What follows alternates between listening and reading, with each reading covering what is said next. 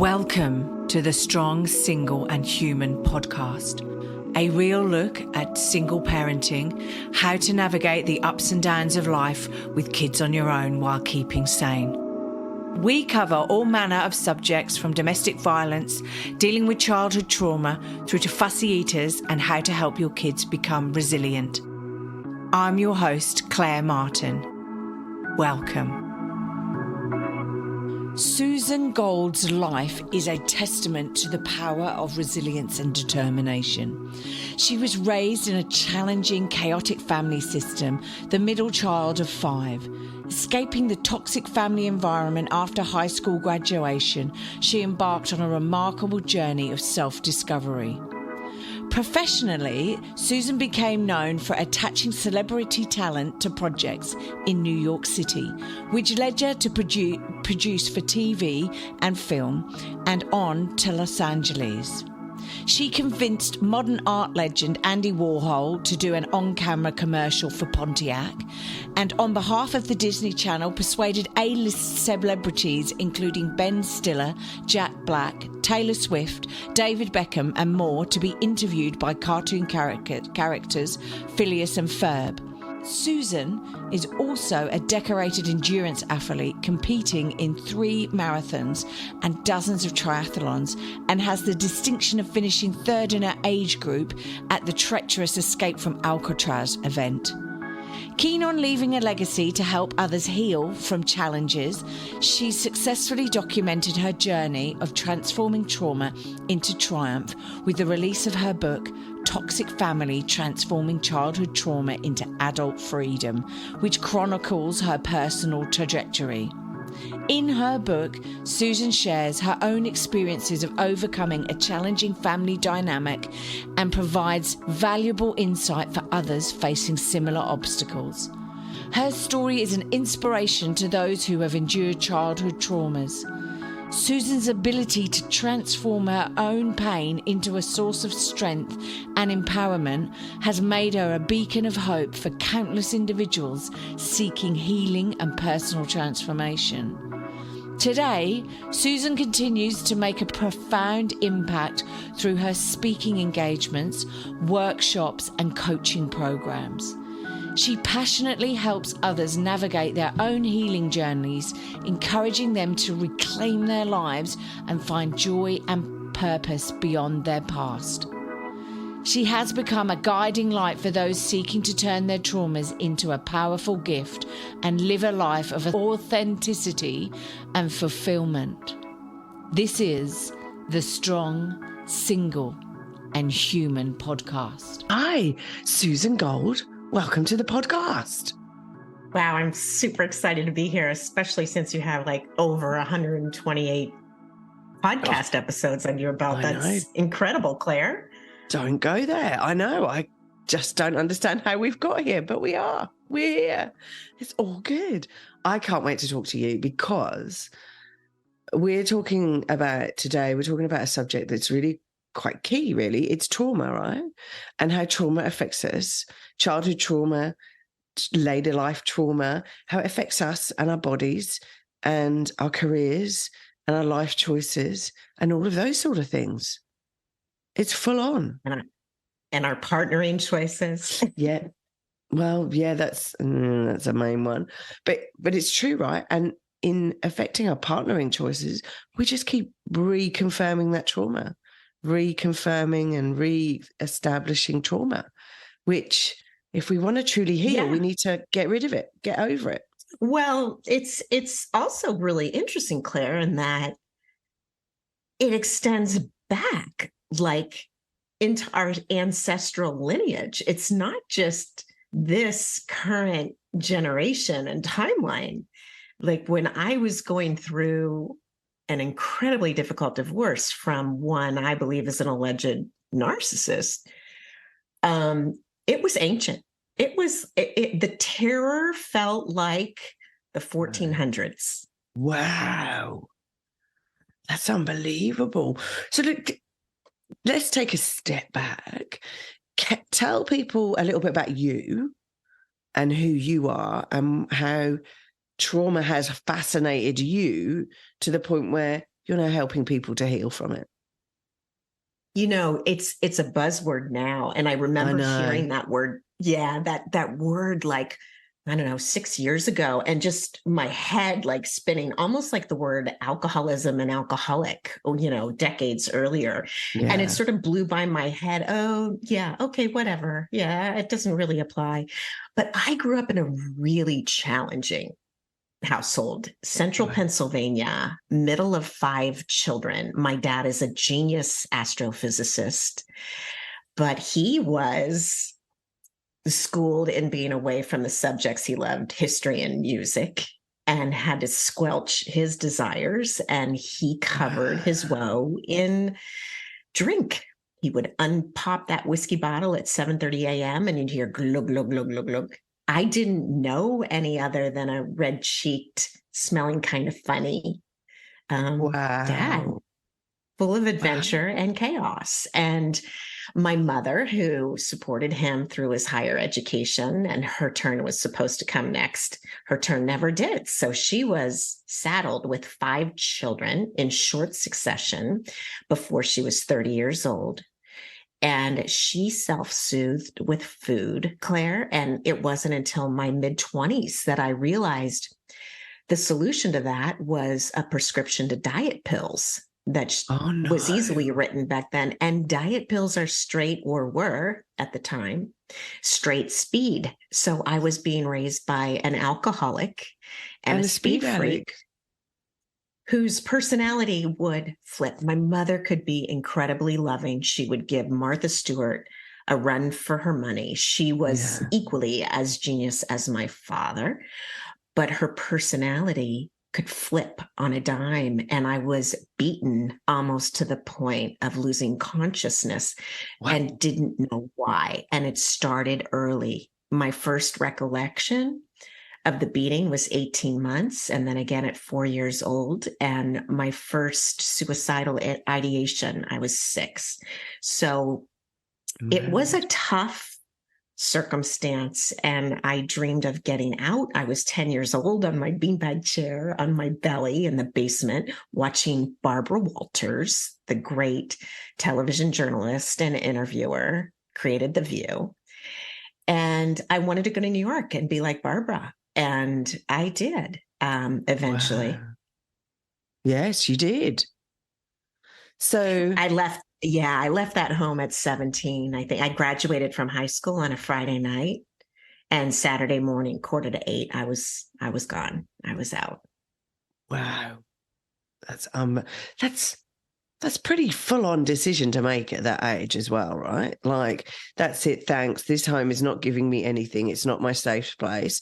And I'm going to go somewhere that's equally not safe, New York City, right? Did you have anywhere to go or anything to, like, any friends there or family or anyone?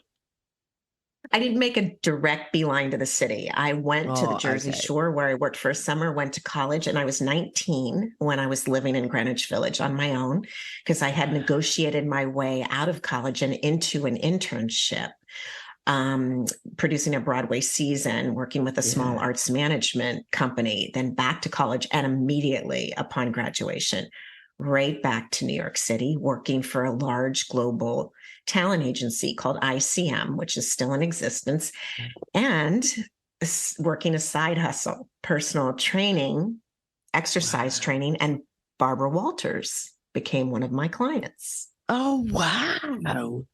Complete, like, oh my gosh. And did you ever tell her that you used to sit on a beanbag and watch? I mean, I know we're getting off topic here, but did you ever tell her that you were sitting on a beanbag watching her and dreaming of going to New York City and being her? I never told her that, but I did ring her doorbell one morning at 7 a.m. for one of her sessions. And she opened the door and she looked at me and she said, "Susan, get in here. What is going on?" I mean, she was a good interviewer for a reason. She was highly intuitive, and she was a girl's girl. She would have loved you and your listeners. She would have been right in this conversation. And she got it out of me within moments. I had been sexually harassed in the workplace the day before by my boss. And touched a chord in her. And she said, "I'm coming to work with you this morning, and we're going to confront this gentleman together." And I said, "Yeah, no, Barbara, I think I got it covered." And I went to work that day and did confront my boss, and I was promptly fired. And Barbara offered me to be an assistant for her then fiance, who was running a huge film distribution company. But I said, Barbara, I just can't be an assistant after what I've just experienced. So with 2 months of cash in the bank, newly sober, because here I was replicating what I saw demonstrated, issues with alcohol and food and clinical depression. And I had extricated myself from a relationship where the gentleman held the purse strings. Oh, I'm my ashamed to God. say. But I decided to create don't be ashamed of that. Don't be ashamed of that at all. Like, we've all been and made, me, myself too, have made those decisions where you go, oh, but it's getting out that's the hardest, right? It's saying, oh no, this is not healthy for me. I need to get out of this. So hats off to you for recognizing and being brave enough to do it. No, don't be ashamed of it. It's your life journey. Such an interesting walk too, isn't it? Especially when you can look at it as a creative walk through experiences for your soul and for your own evolution. It's really phenomenal. Wow. So, okay, I've got to ask, what did you do after Babs, offered you a job with her fiance? So I created my own talent brokerage firm, matching celebrities to brands before it was chic. And I was introduced to Donnie Deutsch, who's an icon now and an entrepreneur. Back then, he was running his dad's ad agency in New York. And he wanted Andy Warhol to endorse his Pontiac dealers. Oh my God. And he said, you think you can get him? I'm like, I don't know. I'll try. And so nobody would pick up the phone at the factory. I took the subway down there, knocked on the door. Fred answered. And I told him why I was there. He said, come back tomorrow. I'll let you talk to Andy. So I showed up, waiting in the foyer, sweating bullets, 25 years old, wanting this deal to happen. And Fred opened these double doors and it was completely black in this studio. And I thought, am I going to be harassed again? What's going to happen to me? And he said, Andy, we'll see you now. So I stepped into the room and there he was in the middle of the room with a pin spotlight coming down on that platinum hair, going 17 different directions, scribbling away, and 3 pugs, Claire, running around the studio and tugging at his pants leg. Yeah. Tugging at his pants leg, and he'd pick him up. He paid no mind to me, made no direct eye contact. It was so unnerving. But you know, that ability to tune in. I was a complete empath, still am, could really connect into people's feelings and emotions, could read a room, could telepathically read thoughts. I knew he felt isolated. He wanted connection. He wanted acknowledgement. And I knew he loved those pugs more than life itself. So finally, he's holding the pugs, 2 of them, and looks over at me for the first time and says, now, really, why should I do this? And I paused and I said, because you can have the pugs in the shot with you. I didn't know if it was true or not. Oh my God. And he just went, yeah, okay then. Happy days. Exactly it. And that launched me as becoming known for matching celebrities to brands, which I did very successfully. It got me into producing for television and film, and ultimately led me to LA for what I thought was a career move. But it was really, to me, my greatest guru, as in teacher. Yeah. And yeah, that would be the man who would become my ex-husband. Wow. And don't pause there. You've got me now. I'm hooked. So what happened? Well, when a friend invited me to bring talent to a talk show table, and it was a great career move, but I met this gentleman that I thought was my kismet, my better half, said and did all, like he popped out of a golden age of Hollywood movie. And at the time I met him, I was producing behind the scenes stories on golden age of Hollywood movies for American Movie Classics. So hook, line, and sinker, I fell hard. He love bombed me, said all the right things. And I just thought, okay, this is my match. And 4 years later, when he really wanted to have a child. And I was sort of on the fence. I looked at those dogs on the street, not the baby carriages. But I said, okay, let's try it. So we married, and I ultimately bought a house for our family in Southern California. And the mask started to crack. Oh. I became more and more drained. I started working a job at night to cover the property taxes. Wow. And he was just in his head and at his computer and posing. And I cried when he came to the paint store with me. It was like the first time he actually participated. But finally I said, we've got to work this out. I need some fiscal integrity. I need help. So we went into mediation to create a post-nuptial agreement on a marriage that was well past its expiration date. Wow. And we got to the last little issue. And I thought, oh my gosh, our marriage is going to be saved. Yay.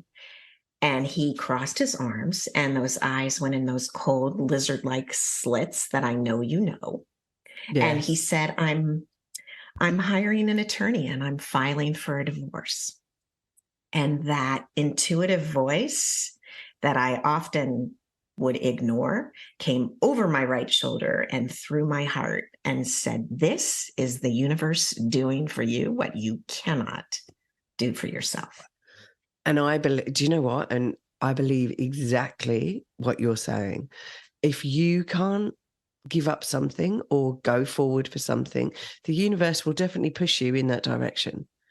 Through hook or crook, it will definitely muddle things around so that you do what you need to do to free yourself and heal yourself. Wow. So, okay, so then divorce. Perfect storm. Everything I learned in that childhood home growing up for survival, everything I learned as a young entrepreneur in New York City, everything I learned to get sober and stay clean, everything I learned to get friendly with clinical addiction, suicidal ideation and depression, and to overcome it. And now here I was with narcissistic abuse and coming to understand my deep codependency and lack of internal worth and value. It was all outside in. I didn't really understand or want inside out. It was all interesting. And this was after decades of all sorts of healing modalities. Oh, wow. So you tried a lot of different things then. Like, I'm assuming with the addictions and things like that, AA, therapy, all of that malarkey. It helped me move through life. Yeah. It gave me tools, practical tools for living, but it didn't really shift me on a cellular level to really change. And talk therapy was valuable to get my storyline down, Claire, and to understand. I certainly didn't want to go back into that home that I had grown up in and fish around in there. No. But it was helpful in that way, but it did serve to re-traumatize me. And what ultimately helped were more somatic therapies, going into the body and exploring the pockets of trauma and releasing them one at a time. So it was a calendar year of living in the same house, and I wouldn't call it a home, with my ex-to-be husband in command of the master bedroom. I, by choice, took a mattress on the floor across the home into a partial conversion in our garage. And that was the billboard I needed to fall on my head to see how I had valued myself. Wow. And after a calendar year of holding no contact, meaning no verbal contact and no eye contact with a man that I had, your ex-husband, to be loved. We were able to come to an agreement. I could write him a 6-figure check and he could move on to his next source of supply. Of income. Yeah. And I call him my greatest guru. Yeah. Jesus Christ. Yeah. Painful. And it felt unjust. And like externally, right? The world is looking at you going, wow, you've got it sorted. You know, you've got nice house. You know, you had fantastic businesses. You're successful in the business world. You've, you know, persuaded all of these celebrities, which people would think would really glamorous and awesome. And, you know, to marry with these brands, which means that, you know, you've had a lucrative lifestyle and things like that. But no, unhappy underneath all of that. Unhappy, sad, traumatized, dealing with your shit. Reenacting the trauma. So once he left, I could see my authentic power, my capability, and the beauty within that beautiful inner child that had walked through all this slop with me, being drug along. And I could finally honor. How did you see it though? Because like you said earlier, right, and this fascinates me, like you said earlier, you were just with the family situation and everything like that, you just didn't believe in you as internally. So how did you, and with all the therapy and all of the stuff, because it wasn't as though you weren't trying to find your happiness, to heal your trauma. So was he just a catalyst to everything that had gone before? And like, how were the steps that you actually took, you like had a wake up call and went, right, okay, this is how life should be. What happened? Well, truly, I had tools and I had done a lot of work up to this point, but what I hadn't done was really go deep on a somatic level, a feeling level, and really exploring that trauma gave me the tools to see reality. And it was very difficult. It was good to be in that circumstance for a year because I had to see it in black and white, the authenticity of who I chose to partner, who I chose to enable. And every time I would rail at the injustice of the circumstance, I would hear that voice again. This is the universe doing for you what you cannot do for yourself. And I was trusting that, like a good girl, Santa Claus would deliver, for me. And I did. I was protected walking through that. I created one of the biggest deals of my life income-wise during that calendar year and renovated that partial conversion in the garage as soon as he departed and created an income suite that carried half my mortgage, my taxes, and my insurance. Wow. When it had been floor to ceiling with all his stuff. Yeah. And I could see my life going in a more positive direction. I stopped going from job to job and started working on a retainer basis. And the central nervous system, the trauma started to dial down on a lesser volume. But I didn't trust myself enough to date or engage. I had one date in 7 years by choice. I put the focus on my business and my son, raising my son in a healthy way. Yeah.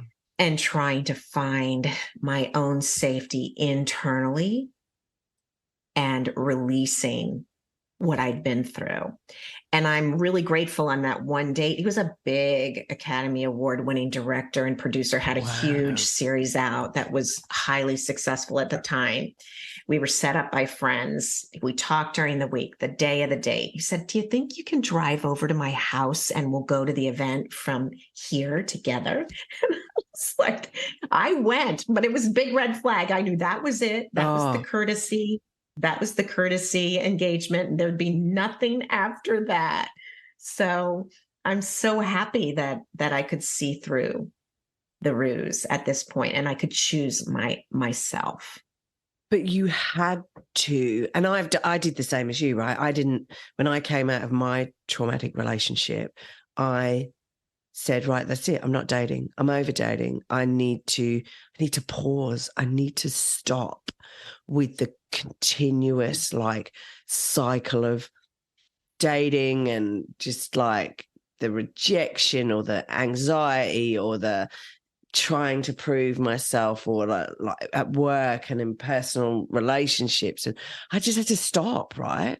And I suppose it was interesting because my son, I was so focused on bringing my son up that, and look, and I made my mistakes on bringing my son up. I was doing full-time work and trying to pull together everything. I'm in Australia. I have no family here. I had no network.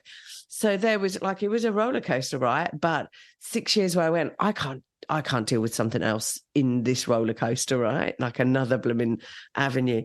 So I didn't date for 6 years, and I had to sit in a lot of stuff and deal with a lot of emotion and a lot of panic and anxiety and trauma and, and stuff like that. And I think it's a good thing to stop, to actually just go, right, I'm just going to focus on a couple of things. And yourself, focus on yourself.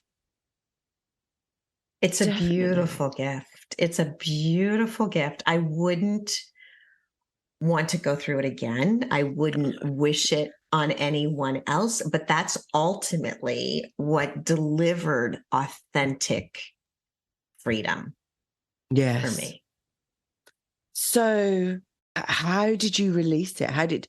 Did you meditate? Because I know there's a lot of things that you'd already got tools in your toolbox as such.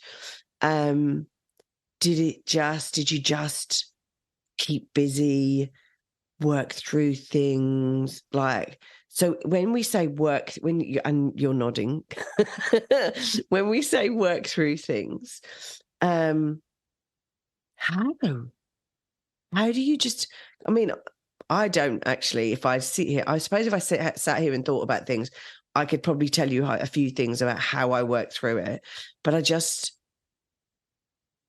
got through it. Well, I don't know. I haven't took it to pieces and really analysed it. But like, how did you deal with that trauma from your past, from your family and all of those things? I mean, do you still talk to your family, for one? And like, because you've got like 4 brothers and sisters. So like, and how does that all work? Well, I love my family.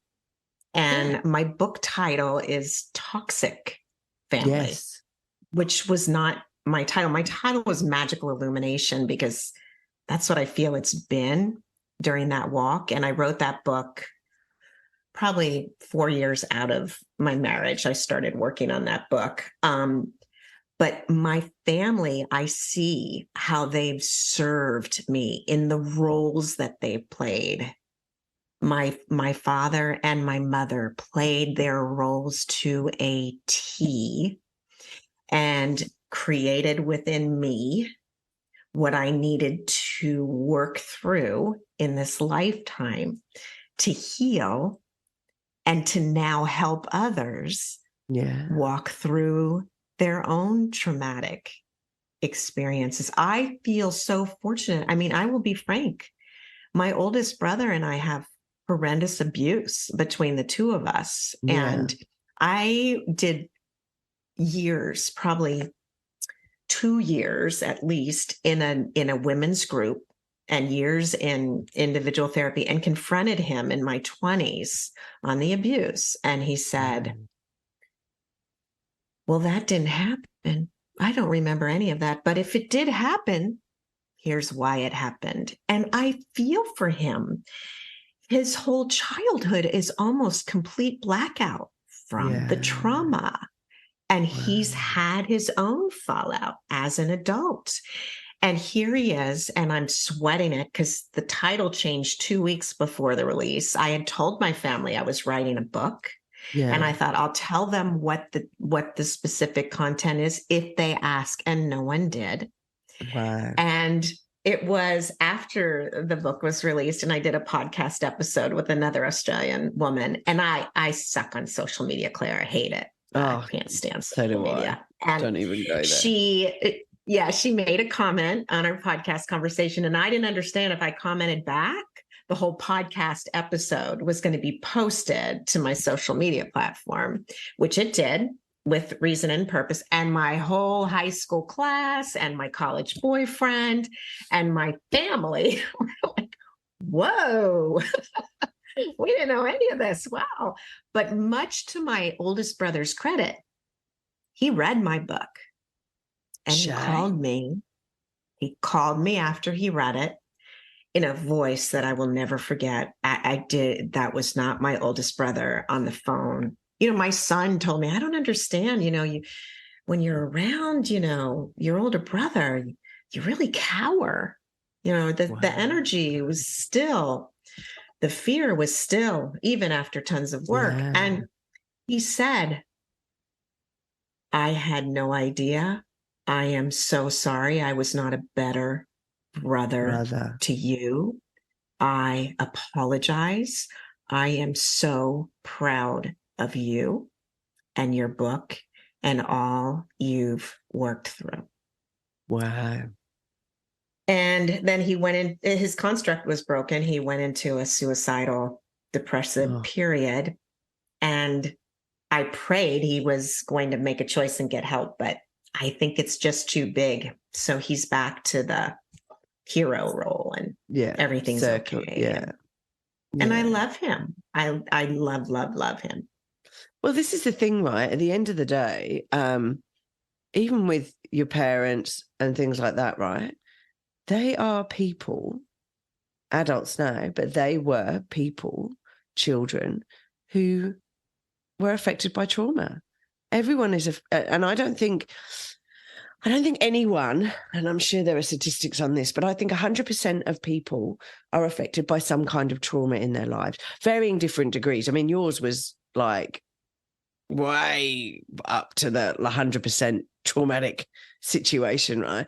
But it's around how we deal with separation, how we deal with abuse, words being said to us that generate these feelings and thoughts within our bodies that affect us so much later in life.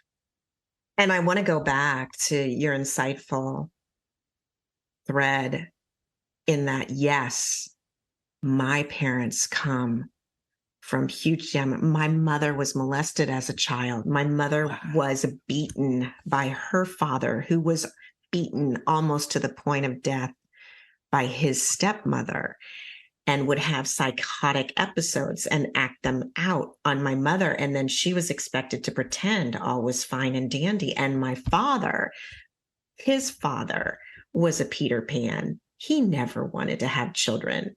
But my father's mother, my paternal grandmother, that's what you do. You have children and you raise the children.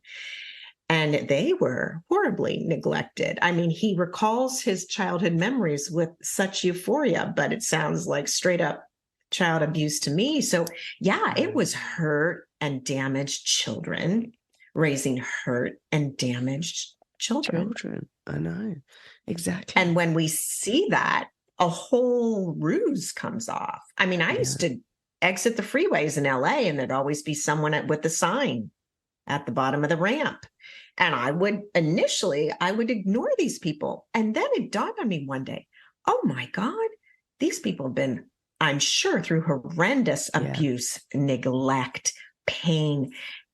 So I started looking these people in the eye. I started rolling down my window, opening my wallet, and literally whatever bill would come out, that's what they got. Could be a 1, could be a 5, could be a 20. And it shifts your whole perspective. We are globally one, and we are a traumatized group because Earth is not for the faint of heart. No. It's a wicked system that we're seeing fall. Yeah. Yes. Well, hopefully fall. Let's put it that way. And like, trauma isn't just something that sits, like, it's not something that affects us I'm trying to get the right words, right? It's too early in the morning for me. Trauma is something that affects us physically. Let's just go out there, right? Let's just say what I'm trying to say. Trauma actually physically affects our bodies, doesn't it? I mean, I know from coming out of the toxic relationship I was in and the situation it was toxic at work, it was toxic at relationship. And I was trying to suppress everything that was going on in my life to make my son's life non-toxic, normal, if that's a normal in this world, right? And so for him not to feel anxiety and what's happening to our lives, mummy, and all of this stuff, where's daddy going, and try and keep that normality and mummy loves you and this is what's happening and all of these things.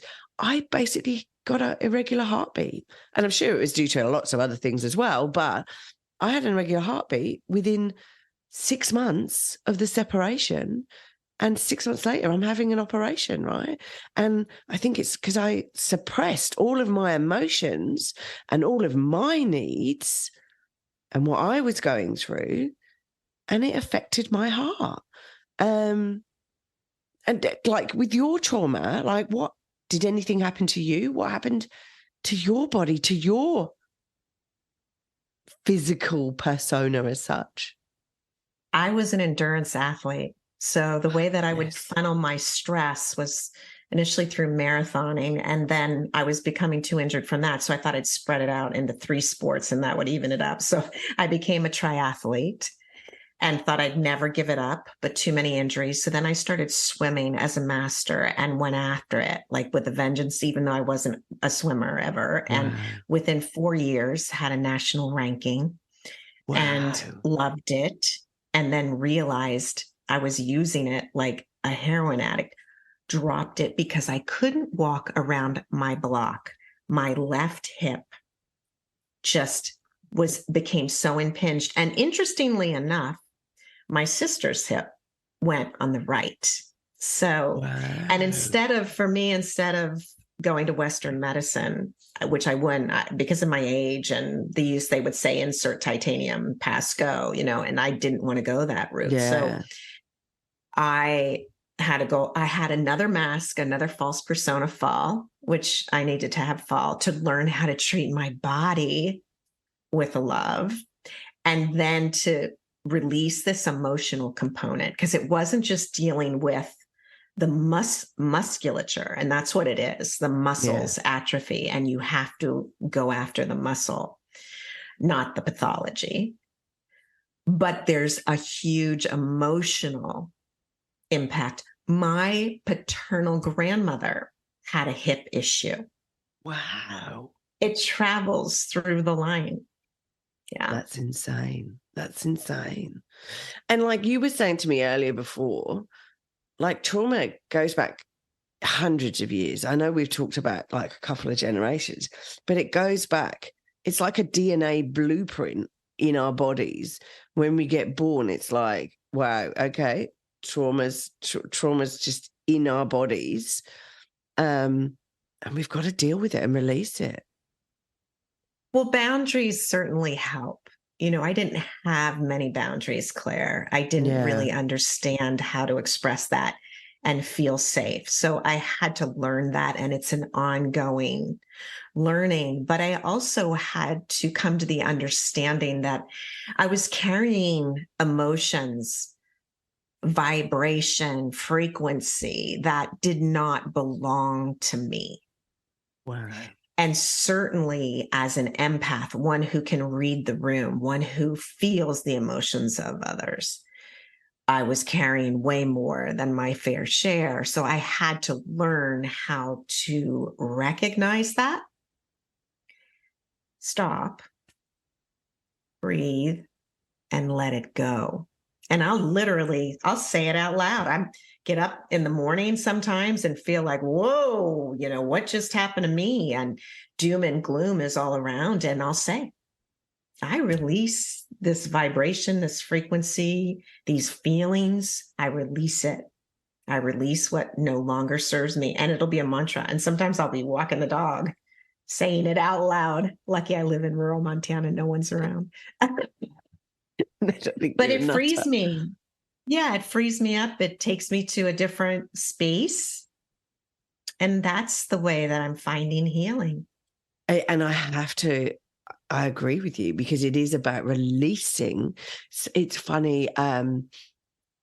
There are several people in my work environment who have not been nice people. Let's put it that way, right?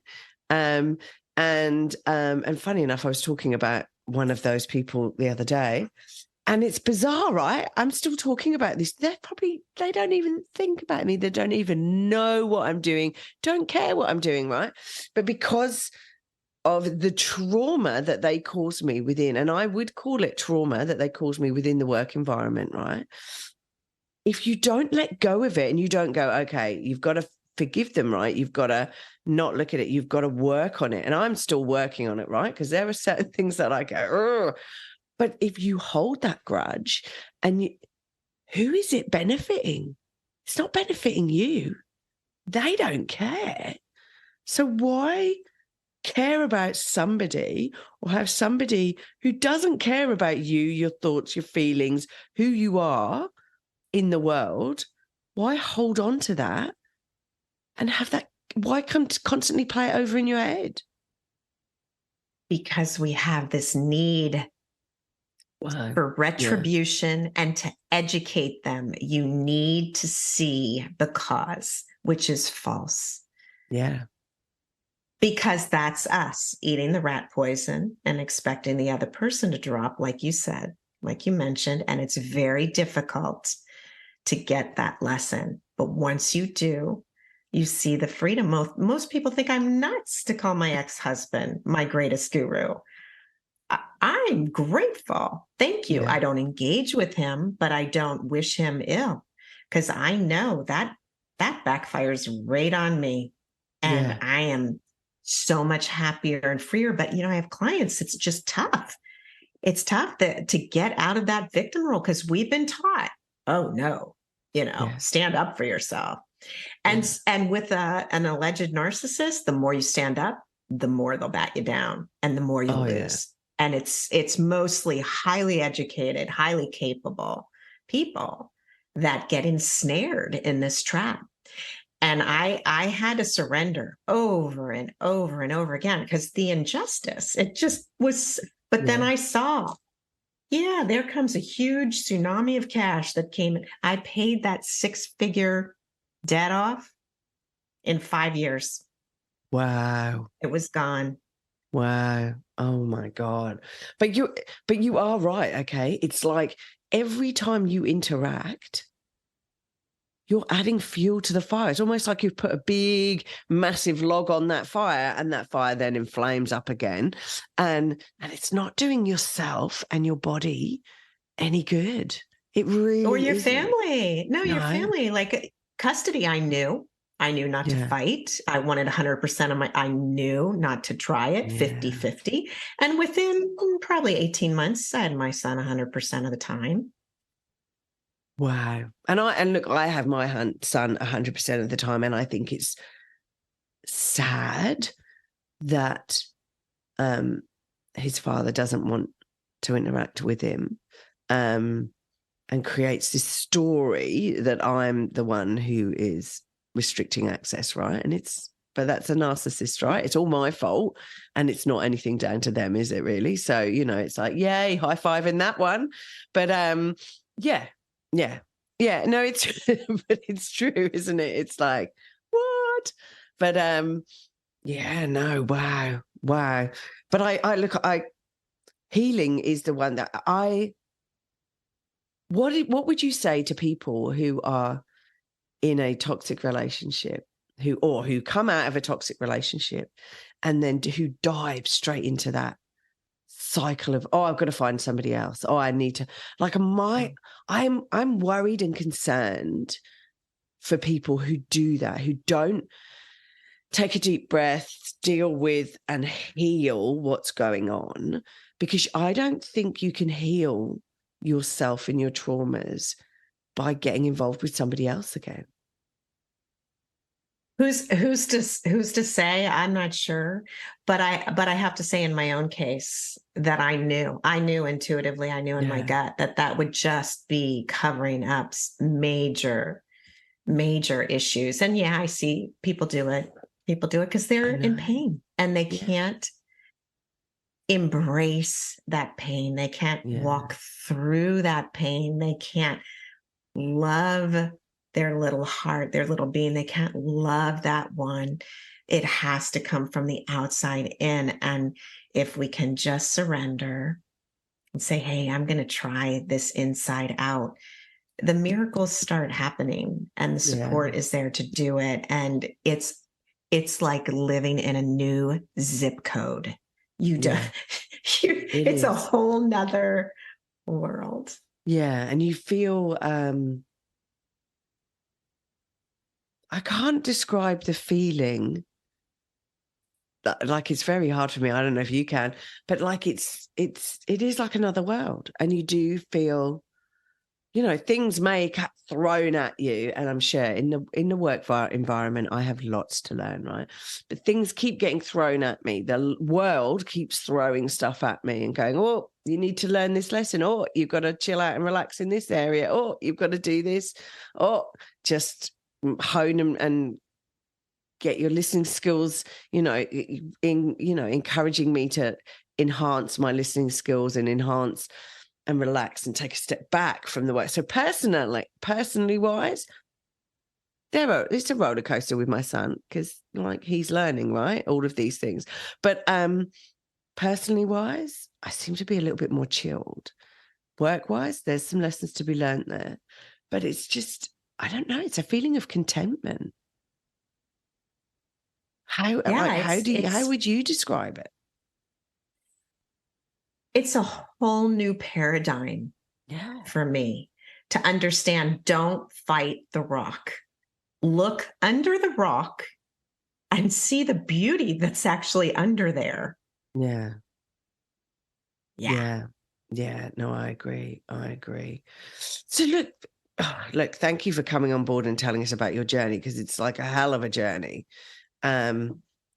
So it's a roller coaster ride, right? Ups and downs and circles and it's unbelievable. But look, where can people get in contact with you? Where can they go and have a look for your book and stuff, Susan?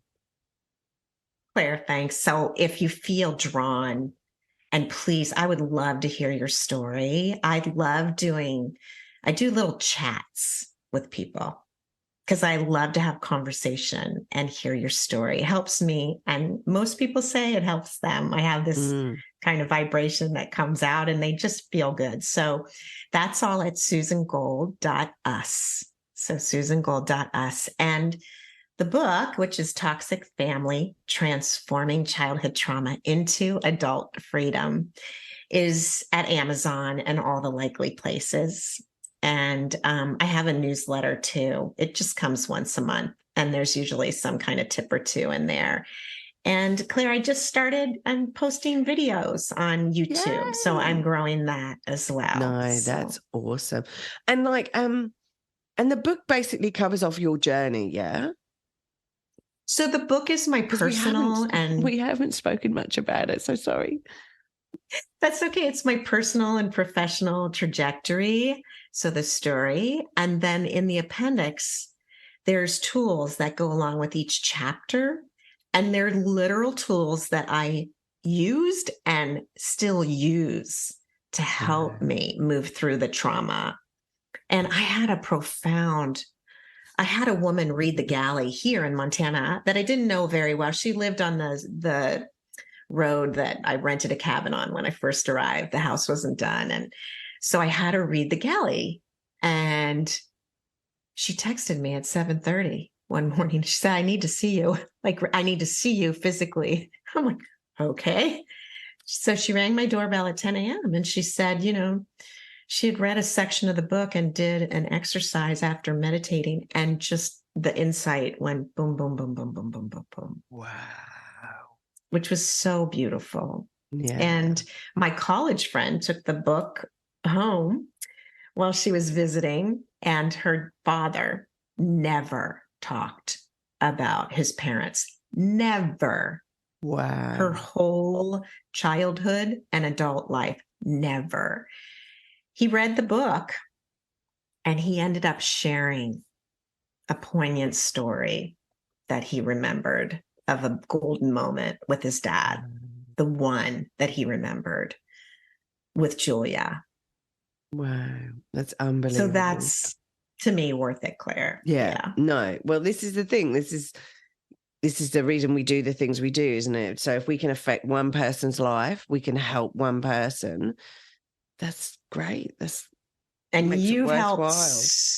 you've helped so many. I just love your podcast. So. The conversation's so natural and you're so straightforward, and I just love it. Well, no, look, thank you. I love doing these. They're great. They kept me sane through COVID. They're keeping me sane now, and I learned so much. I get to speak to interesting, fascinating people like yourself. And I get to learn so much from other people's experiences. So, yes, I love it. It's brilliant. Long may it continue.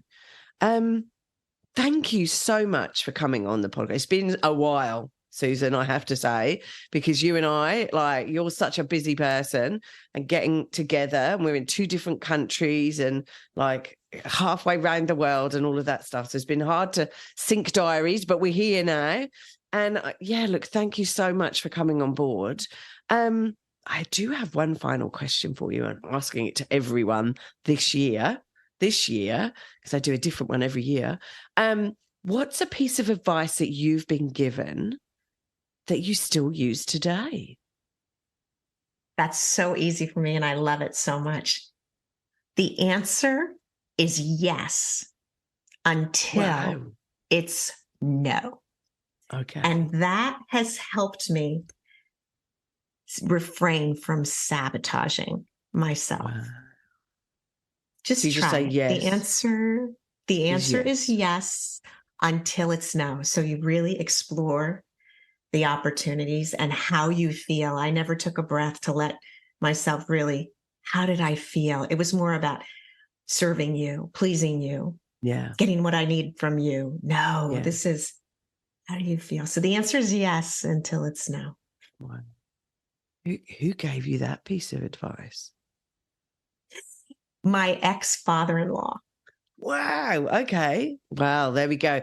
Well, if there was a reason to be with your ex, then it was his dad. Cool. Look, thank you. I'm going to let you get on with the rest of your day. And you too, have a magical one. And to all your listeners, thank you so much. No, thank you. Yeah, Claire. Thank you, Susan. All right, see you later. Thanks for listening. If you've enjoyed this podcast and you would like to hear more, please hit subscribe wherever you like to hear podcasts. If you would like to support us further, share this episode with your friends and family. And finally, drop us a review on iTunes, as I'd love to hear your thoughts, comments, and ideas. It all helps me to understand and produce awesome content you want to hear just like this.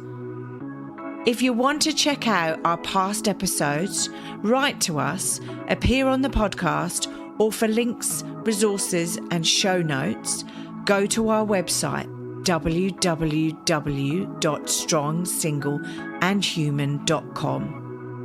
We are also on all the usual social media platforms, Insta, Facey, and Twitter. I hope you have a wonderful week, and I hope to see you back here again soon. Be kind to yourself, and remember, no one is perfect. We're all just putting one foot in front of the other and doing our best. I'm Claire Martin, and you've been listening to the Strong, Single and Human podcast.